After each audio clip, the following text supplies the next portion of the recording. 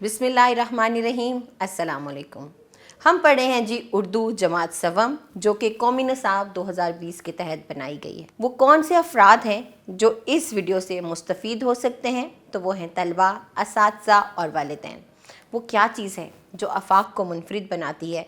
तो वो आफाक की बेहतरीन और कामयाब मनसूबाबंदी है, जिसके तहत हमने इस किताब को इन हिस्सों में तकसीम किया है। तो जी देखते हैं हमारा आज का सबक क्या है। तो हमारे सबक का नाम है और रज़ा ने जान लिया। ये मजहबी त्यौहार पर लिखा गया सबक है, जिसको हम इन हासिलात तालुम के ज़ेल में पढ़ेंगे। तो ये है जी पढ़ने से पहले का सवाल, मुसलमान साल में कितनी ईदें मनाते हैं? मुझे यकीन है अब सब जानते हैं कि हम साल में 2 ईदें मनाते हैं। अगला सवाल है जी, आप अपनी ईद की खुशियों में दूसरों को किस तरह से शरीक करते हैं? तो ये आपको बताना है कि आप ऐसा क्या करते हैं कि दूसरे लोग भी आपके साथ ईद की खुशियां मना सकें। ये है हमारा सबक जो इन 2 सफ़ात पर मुश्तमिल है। तो चलिए मिलकर मतन की पढ़ाई करते हैं। अब्बा जान, अल्लाह ताला अपने नेक बंदों को आजमाता है। हज़रत इब्राहीम अलैहिस्सलाम अपने बेटे को वीराने में ले गए ताकि अल्लाह ताला के हुक्म पर अमल कर सकें। जैसे ही उन्होंने छुरी अपने बेटे के गले पर रखी, एक आवाज़ आई कि इब्राहीम, तुमने अपना ख्वाब सच कर दिखाया। इसी वक्त जन्नत से एक मेंढा भेज दिया गया और हज़रत इब्राहीम अलैहिस्सलाम को हुक्म दिया गया कि अब बेटे की जगह इस मेंढे को कुर्बान करो। हज़रत इब्राहीम अलैहिस्सलाम ने ऐसा ही किया। तो बच्चों, इसी सुन्नत की याद में 10 ज़िलहज को पूरी दुनिया में मुसलमान कुर्बानी का फरीज़ा अदा करते हैं। ये इस सबक का पूरा लुबे लुबाब था, जिसको इस पैराग्राफ में बताया गया। और हमने यहाँ पर क्या सीखा? हमने ये सीखा कि हमें अल्लाह के हुक्म को मानना चाहिए, जिस तरह हज़रत इब्राहीम ने माना और उन्होंने अपनी सबसे कीमती, सबसे अजीज़ चीज़ को अल्लाह की राह में कुर्बान करने के लिए तैयार हो गए। अब देखते हैं जी इस सबक के तसव्वुरात और सरगर्मियाँ। तो सबसे पहले हमारे पास अहम अल्फाज हैं और पहला लफ्ज़ है तनोमंद, यानी कि सेहतमंद। राज़ी, रज़ामंद। तौफीक का मतलब होता है हिम्मत या इस्ताअत, और अफसुर्दा का मतलब होता है उदास होना। ये थे अहम अल्फाज। इसके बाद हमारे पास मेरे करने के काम है, जिसमें यह सरगर्मी आपको दिखाई दे रही है। कसीरुल इंतखाबी सवालात की सूरत, आपको जो जुमला है वो पढ़ना है और उसके मुताबिक दुरुस्त जवाब का इंतखाब करना है। जैसे रज़ा को पसंद आया काले रंग का बकरा, सफ़ेद रंग का बकरा, भूरे रंग का या गहरे भूरे रंग का। तो चूंकि मतन आप सब पढ़ चुके होंगे और पढ़ाई के दौरान दुरुस्त तलफ़्फ़ुज़ का भी ख्याल रखा होगा, अब आपने इस सरगर्मी को मुकम्मल करना है। बहुत रौनक थी। बहुत रौनक कहाँ थी? फ्रूट मंडी में, मवेशी मंडी में, सब्ज़ी मंडी में या मछली मंडी में? तो यकीनन ना तो फ्रूट मंडी से बकरा मिल सकता है, ना सब्ज़ी मंडी से और ना ही मछली मंडी से। तो दुरुस्त जवाब होगा मवेशी मंडी में। तो नौमंद बैल और गायें नज़र आ रही थीं, बैठे हुए, लेटे हुए, जगाली करते हुए, चलते फिरते हुए। तो जो दुरुस्त जवाब है मतन के मुताबिक उसकी निशानदेही कीजिए और इस सरगर्मी को मुकम्मल कीजिए। आगे बढ़ते हैं। हमारे पास गलत और दुरुस्त का सवाल मौजूद है। इस सरगर्मी को हम देखते हैं। ईद उल अज़हा हज़रत इस्माईल अलैहिस्सलाम की याद में मनाई जाती है। तो आपको बताना है ये हज़रत इब्राहीम अलैहिस्सलाम की याद में मनाई जाती है या हज़रत इस्माईल अलैहिस्सलाम की याद में। अगला जो जुमला है वो कुछ इस तरह से है कि हज़रत इब्राहीम अलैहिस्सलाम अपने बेटे हज़रत इस्माईल अलैहिस्सलाम को पहाड़ के पास ले गए। कहाँ पर लेके गए थे? पहाड़ के पास या एक मैदान में या एक वीराने में? तो जो भी हमारे पास दुरुस्त जवाब है, सबक के मुताबिक आपने बताना है ये गलत है या दुरुस्त। ईद उल अज़हा 10 ज़िलहज को मनाई जाती है, तो बिल्कुल ये दुरुस्त जवाब है। रज़ा अब्बा जान के साथ बकरा ख़रीदने के लिए सब्ज़ी मंडी गया? हरगिज़ नहीं, ये गलत जवाब है क्योंकि वो मवेशी मंडी गए। इन जुमलों को मुकम्मल कीजिए अपने असातिज़ा और वालिदैन की रहनुमाई में और फिर उनको चेक भी कराइए। अब है जी लिखना की सरगर्मी। रज़ा को किस रंग का बकरा पसंद आया? तो आपको पता होना चाहिए उसका रंग काला था, भूरा था या गहरा भूरा था। अगला सवाल है कि हज़रत इब्राहीम अलैहिस्सलाम ने ख्वाब में क्या देखा? तो उन्होंने देखा कि वो अपनी सबसे कीमती चीज़ अल्लाह की राह में कुर्बान कर रहे हैं। انہوں نے 3 بار یہ خواب مسلسل دیکھا اور بالآخر انہوں نے کیا کیا قربان کیا، اس کو سبق کے مطابق آپ خود تحریر کیجئے۔ حضرت اسماعیل علیہ السلام نے خواب سنتے ہی اپنے والد سے کیا کہا؟ انہوں نے کہا اگر اللہ تعالیٰ کا یہی حکم ہے تو انہیں یہ حکم منظور ہے۔ سبق کے مطابق ہو بہو اس جواب کو آپ تحریر کیجئے۔ قربانی کا اصل مقصد کیا ہوتا ہے؟ تو اللہ کی رضا ہوتا ہے، اللہ کی قربت حاصل کرنا ہوتا ہے، اور جو اللہ کا حکم ہے اس کو ماننا ہوتا ہے۔ آپ کو عید کے دن کون کون سے کام کرنا پسند ہے؟ مجھے تو عید کے دن کھانا پکانا پسند ہے، مجھے اپنے دوستوں کے ساتھ ملنا پسند ہے، مجھے اپنے دوستوں کے ساتھ باہر جانا پسند ہے، ان کی خوشیوں میں شامل ہونا اور ان کو اپنی خوشیوں میں شامل کرنا پسند ہے۔ آپ بتائیے آپ کو عید کے دن کیا کیا کرنا پسند؟ اگلی سرگرمی کی جانب بڑھتے ہیں جو سننا بولنا کی ہے اور بات سے نکلے بات کی ذیل میں آتی ہے۔ تو آپس میں بات چیت کریں اور بتائیں آپ عید کیسے مناتے ہیں اور اس دن کا کیا خاص اہتمام کرتے ہیں، خاص طور پر کیا کرتے ہیں۔ ہم نئے لباس پہنتے ہیں، ہم نہاتے ہیں، اپنے آپ کو پاک صاف کرتے ہیں، ہم گھومنے پھرنے جاتے ہیں، ان لوگوں کو اپنی خوشیوں میں شامل کرتے ہیں جو کہ خوشی نہیں منا سکتے۔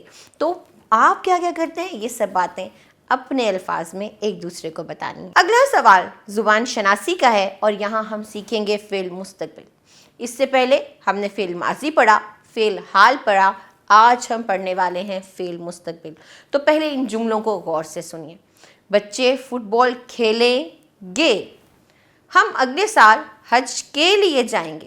تو آپ ان جملوں پر اگر غور کریں تو ہم نے کہا کھیلیں گے یعنی آنے والے وقت میں، اگلے سال کا مطلب ہے جب اگلا سال آئے گا تو ہم حج کے لیے جائیں گے۔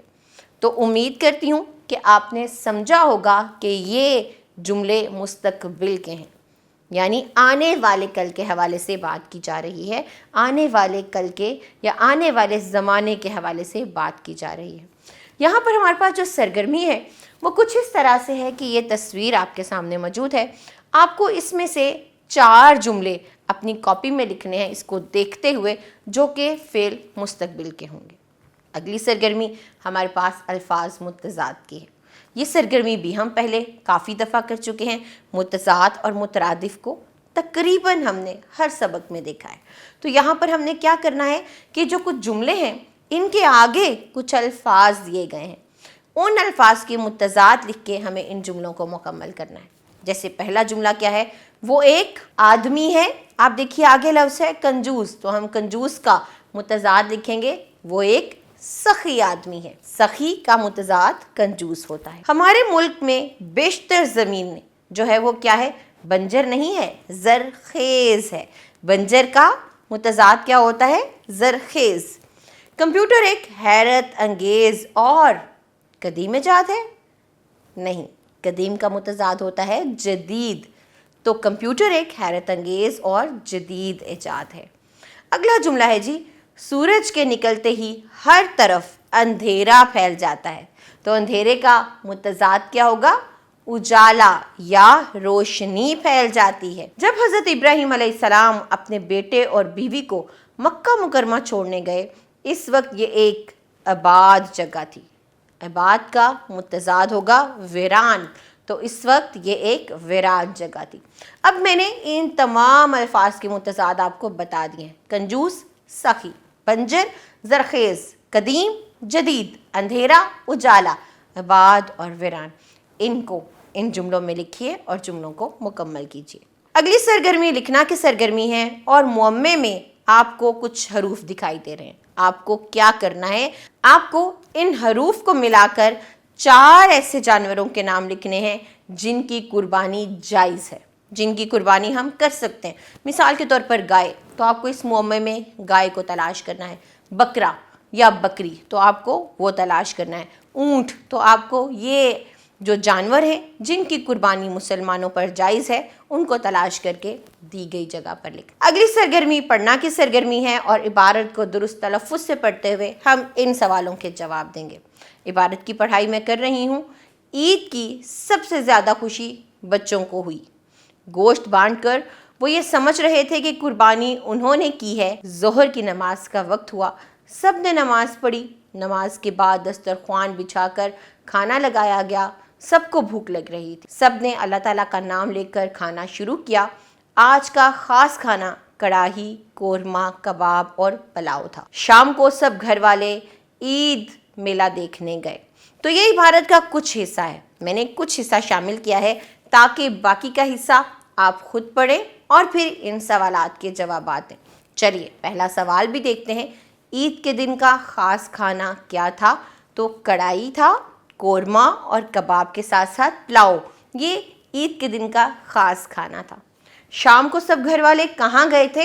عید میلہ دیکھنے گئے تھے۔ تو اگلا سوال یہ ہے کہ قربانی دینے والوں نے کس بات کے لیے اللہ کا شکر ادا کیا؟ کیونکہ انہوں نے ایک فرض ادا کر لیا تھا۔ خیر، آپ اس عبارت کو مکمل پڑھیے اور اس آخری سوال کا جواب اپنی فہم و فراست کے مطابق دیجیے۔ اب ہے جی کچھ لکھنے کی سرگرمی، اور وہ کیا ہے؟ آپ کا پسندیدہ تہوار کون سا ہے؟ آپ کو بڑی عید پسند ہے یا چھوٹی عید پسند ہے یا کوئی بھی اور تہوار جو آپ کو پسند ہے؟ اس کے متعلق 5 جملے لکھیے اور پھر یہ نیچے کچھ الفاظ دیے گئے ہیں، انہیں بھی جملوں میں استعمال کیجیے، جیسے معصوم، حکم، ذبح، ضرورت مند، اطاعت۔ تو ان الفاظ کو درست تلفظ سے ادا بھی کیجیے اور پھر انہیں جملوں میں بھی استعمال کیجیے۔ یہ ہے جی مہارت حیات کی سرگرمی۔ اور کرنا کیا ہے؟ ایک چارٹ پر پارک، اسکول اور مسجد کی تصاویر چسپاں کریں۔ ہر تصویر سے متعلق 5 جملے لکھیں تاکہ ان جگہوں پر کن کن باتوں کا خیال رکھنا چاہیے، ٹھیک ہے، ہم یہ جان سکیں۔ اب آپ کو کرنا کیا ہے؟ کرنا یہ ہے کہ آپ نے فرض کیجئے مسجد کی تصویر لگائی اور اس کے نیچے 5 جملے وہ لکھنے ہیں جو ہم جان سکیں کہ ہمیں مسجد میں کیا کیا کرنا چاہیے، کن باتوں کا خیال رکھنا چاہیے۔ اسی طرح اسکول کی تصویر اور پارک کی تصویر لگا کر بھی یہی کام آپ کو کرنا ہے۔ بعد ازاں اپنا کام جماعت کے سامنے پیش کرتے ہوئے اس کی وضاحت کریں اور پھر چارٹ کو کمرہ جماعت میں اویزاں کریں۔ یہ ایک دلچسپ سرگرمی ہے۔ جب آپ خود لکھیں گے کہ آپ کو یہاں پر ان جگہوں پر کن کن آداب کا خیال رکھنا چاہیے تو یقیناً آپ اس پر عمل بھی کریں گے اور دوسروں کو بھی بتائیں گے۔